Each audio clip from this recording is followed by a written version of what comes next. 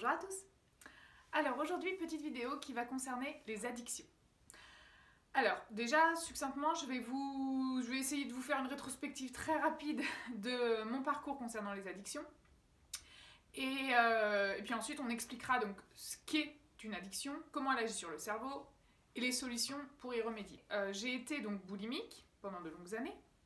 J'étais addict aussi, j'ai eu mes périodes avec l'alcool, j'ai eu mes périodes avec la drogue dure. Ça n'a pas duré longtemps, mais ça a duré suffisamment longtemps pour bien me détruire. J'ai eu mes périodes avec la cigarette aussi, pendant 10 ans. Voilà, je crois que j'ai fait un peu le tour. Oui, non, et puis il y a toutes les addictions qu'on ne voit pas forcément qui en sont, notamment les addictions avec le téléphone et Internet. Ça, je l'ai eu aussi un long moment quand je suis tombée en dépression. Je m'en rendais pas compte, mais je fuyais au travers de ces addictions-là. Et je pense que si je creuse encore, on peut considérer par exemple aussi la dépendance affective comme une addiction. Et j'ai eu ce problème aussi de dépendance affective. Donc l'addiction, je connais bien, je l'ai traversée de plein fouet. Voilà, alors si ça vous intéresse, donc j'ai fait une vidéo surtout sur les TCA il y a plusieurs années maintenant, donc sur la boulimie. Vous pourrez la retrouver dans ma playlist où je vous la mettrai en petite fiche ici. Pourquoi sommes-nous addicts? Donc c'est intéressant de savoir ce qui se passe dans notre cerveau et les causes éventuelles pour pouvoir y remédier évidemment. Donc à mon sens, et selon mes recherches, parce que ça fait quand même des années maintenant que j'étudie le fonctionnement du cerveau, déjà parce que ça me passionne, et en plus ça m'a aidé à comprendre pourquoi je fonctionnais d'une certaine manière, et ça peut aider aussi à déculpabiliser, parce que dans le domaine des addictions, on n'est pas tous égaux. Voilà, on peut avoir des prédispositions génétiques. Les causes des addictions sont vraiment multiples, donc il y a la génétique d'une part, il y a après les causes environnementales, il y a aussi si vous êtes quelqu'un d'hypersensible, vous pouvez très vite, très facilement tomber dans l'addiction, je l'expliquerai, j'y reviendrai un petit peu plus tard, mais donc les causes sont vraiment multiples. Maintenant, concernant la génétique, c'est intéressant de regarder par exemple si vos parents sont addicts, ça vous permettra de savoir avec quel bagage génétique vous êtes parti, mais ce n'est pas irrémédiable, et ça je tiens bien à insister dessus, c'est que grâce entre autres à la neuroplasticité cérébrale, on peut changer, et aussi grâce à l'épigénétique. D'ailleurs, je pense que je ferai une vidéo sur le sujet de l'épigénétique parce qu'il y a beaucoup à dire sur le sujet. On peut y remédier. Donc, il y a aussi les causes qui peuvent être d'ordre émotionnel, très important à aborder, puisque si vous avez donc des émotions, une gestion émotionnelle médiocre, vous allez être plus enclin à l'addiction parce que ça va être un moyen pour vous de fuir ces émotions désagréables. Donc, concrètement, qu'est-ce qui se passe dans notre cerveau? Donc déjà, il faut comprendre que nous sommes tous dotés d'un système de récompense. Si vous êtes vivant, c'est le cas. Le système de récompense donc, renforce les comportements qui sont indispensables à la survie, donc notamment la nourriture, la reproduction, oui, ça aussi, ça peut être une addiction d'ailleurs, et les interactions sociales. Alors en fait, le système de récompense, son rôle, c'est de rendre l'activité agréable de façon à ce qu'on la renouvelle. Donc qu'est-ce qui se passe sur le plan chimie cérébrale? Le circuit de la récompense implique la transmission de la dopamine aux récepteurs dopaminergiques. Voilà ce qui se passe sur le plan cérébral. Quand le système est déréglé, c'est l'addiction. Et l'addiction est un comportement résultant d'une surstimulation du système de récompense. Alors, je vais vous donner quelques exemples comme ça. Donc par exemple, les réseaux sociaux. Donc les réseaux sociaux peuvent être une addiction et c'est très simple à comprendre. Par exemple, quand vous avez des petites notifications, vous savez, les petites pastilles, c'est pour ça que je vous conseille d'ailleurs de les désactiver, parce que ça, sur le plan cérébral, en fait, ça t'envoie des petits shoots de dopamine à chaque fois que tu vois une petite notification. C'est que ça vous procure un sentiment de bien-être. Voilà, interaction sociale, même virtuelle, elle est quand même là. Donc tout ça, ça vous envoie des petits shoots de dopamine, et en plus, le cercle vicieux avec les réseaux sociaux, c'est qu'on en veut toujours plus, et on pense que ça nous remplit. Au final, c'est vain. Ce qui est très vicieux, c'est donc votre cerveau vous en demandera toujours plus. C'est ce qui se passe d'ailleurs avec les drogues dures, c'est qu'au début, tu commences par une petite dose, et puis ensuite tu augmentes la dose, parce que tu en as besoin toujours un peu plus, jusqu'à éventuellement l'overdose. Voilà, pareil avec l'alcool, pareil avec certains types d'addictions.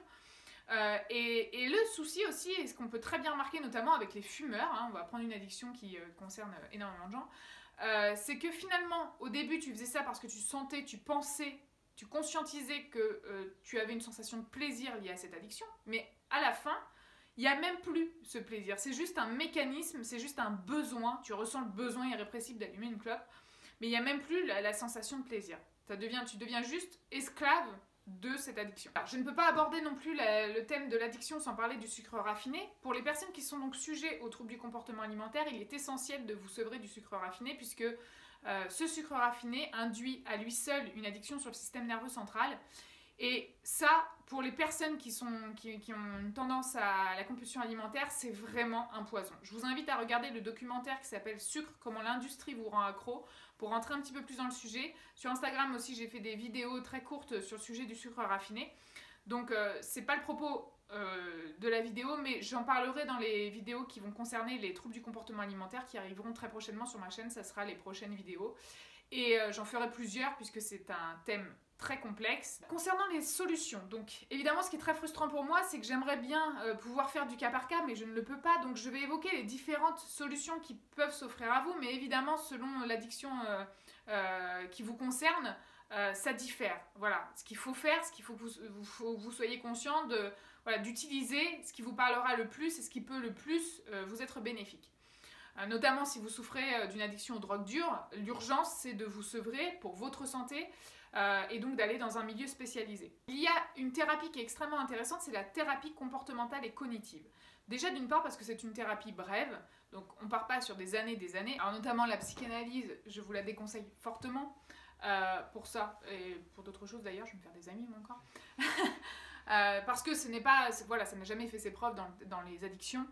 Et là, en fait, voilà, les thérapies brèves, tu agis concrètement sur le problème au jour le jour. Ce qui est très important, c'est de se faire accompagner. Une phrase très importante que je vous demande bien de retenir, c'est qu'on ne se libère pas d'une addiction en est résistant. C'est contre-productif. Je vais vous citer mon exemple. Il m'arrivait très souvent quand j'étais boulimique de me dire « Bon allez, demain, j'en fais pas. Allez, j'en fais pas pendant une semaine de crise. Allez, allez, allez. » J'y croyais dur comme fer. Hein. Le moment où je me le disais, j'y croyais dur comme fer. Sauf que... Alors parfois j'y arrivais, un jour, 2 jours, 3 jours, sauf que la crise suivante c'était décuplé à fond. Voilà, et c'est pas autre chose dont je veux vraiment vous parler qui est très important, ce n'est pas un manque de volonté, c'est très important. Vous pouvez par exemple ne pas avoir de volonté pour votre addiction, mais avoir une volonté de faire pour d'autres choses. Donc ne vous autoflagellez pas, c'est extrêmement difficile de sortir d'un comportement addictif. Résister à l'addiction, de toute façon, c'est extrêmement difficile, voire impossible. Certaines personnes y arrivent, mais c'est très rare. Alors parfois ça peut arriver sous forme de déclic, etc. Mais c'est quand même très très rare. Dites-vous qu'il va falloir user de stratégies. Encore une fois, tout dépend de l'addiction. Mais il y a quelque chose qui fonctionne pas mal sur plusieurs types d'addictions, c'est de remplacer.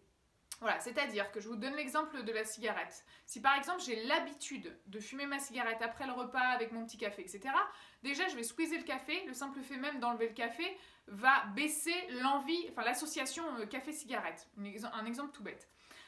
Mais je peux aussi donc remplacer ce petit plaisir entre guillemets de fin de repas par autre chose. Donc ça peut être un bonbon à la menthe très fort, ça peut être... en général, ça fonctionne bien avec les choses qu'on va mettre dans la bouche. C'est pour ça qu'on peut avoir des petites prises de poids avec l'arrêt du tabac, parce qu'il y en a qui compensent avec la nourriture.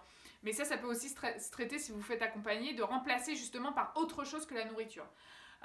Donc l'idée de remplacer va changer progressivement votre comportement. C'est-à-dire qu'au moment où vous allez éprouver l'envie de céder à votre pulsion addictive, votre cerveau va finir par enregistrer que quand vous avez l'envie, vous allez l'associer à quelque chose d'autre. Ça pourrait être le sport, ça pourrait être ce que vous voulez, mais quelque chose qui ne vous porte pas préjudice.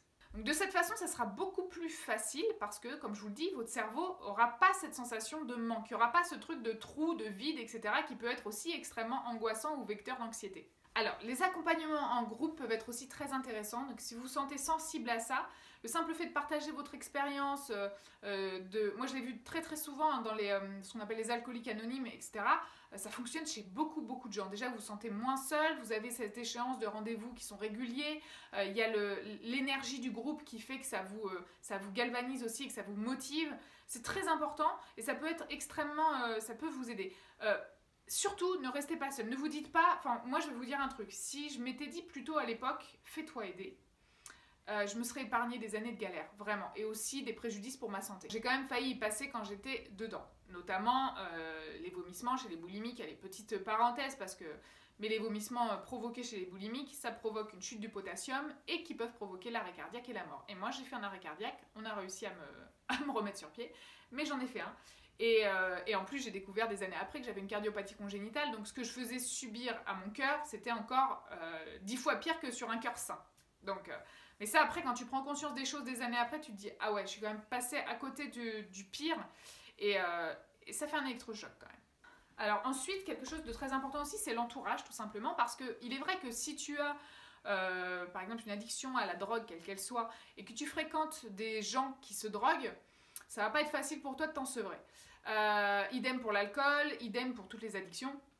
Donc c'est important, en tout cas le temps de te sevrer de tout ça, mais tu verras qu'après de toute façon tu n'auras pas forcément envie de retourner vers ces personnes-là, hein, c'est malheureux mais c'est la vérité, parce que on est, alors comme je vous le répète souvent, on est la somme des 5 personnes dans notre entourage le plus proche. Donc évidemment c'est d'une logique implacable, c'est que si tu mets à distance les personnes qui peuvent t'entraîner dans ce comportement addictif, ça ne peut que t'aider. Alors il y a une réflexion que je me suis faite en préparant cette vidéo, j'ai regardé un petit peu ce qui existait sur YouTube concernant donc les addictions.